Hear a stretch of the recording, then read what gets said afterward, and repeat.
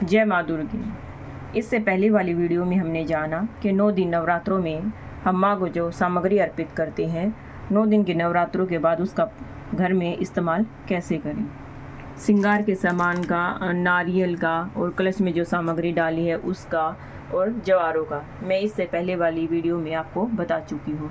अब बात करेंगे जो हम कलश में 1 रुपये का सिक्का डालते हैं उसका क्या करें, जो अखंड ज्योत हम जलाते हैं इसका क्या करें, और जो माँ को चुनरी उड़ाई जाती है उसका हम प्रयोग किस प्रकार कर सकते हैं।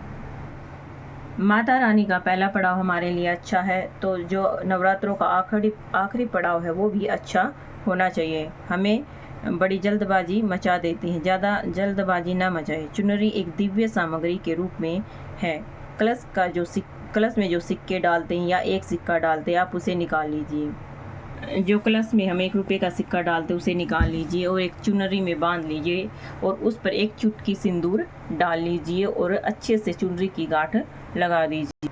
अच्छे से गांठ लगा दीजिए ताकि वह खुले नहीं।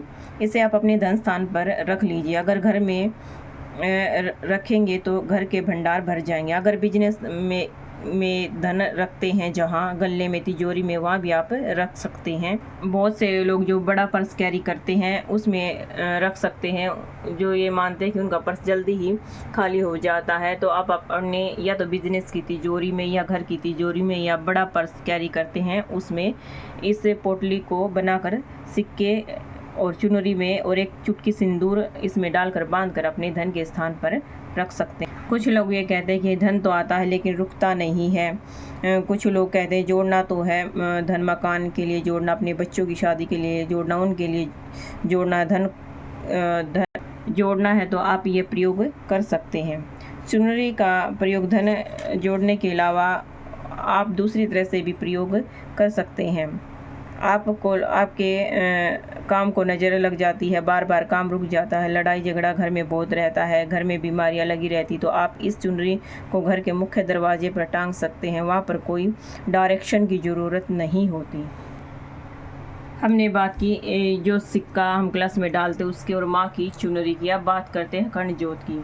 इस अखंड ज्योत को या तो आप किसी सांप से पेड़ के नीचे रख के आ सकते हैं या घर के किसी गमले में जिसमें फल या फूल उगाते हैं उसकी मिट्टी में भी दबा सकते हैं। जब हम 9 दिन ये अखंड ज्योत जलाते हैं तो इसमें कुछ काला काला शाई जैसा हो जाता है, उसे अच्छे से निकाल लें।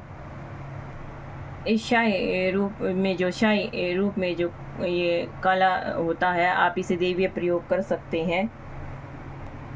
इस कालस को आप सुरमा, घर का जो सुरमा होता है उसमें मिक्स कर लगा सकते हैं। बच्चों के कान के पीछे भी तिलक लगा सकते हैं। कई बच्चे ऐसे किसी काम के लिए जाते हैं, उनका काम रुक जाता है तो कान के पीछे बच्चों को टीका कर सकते हैं।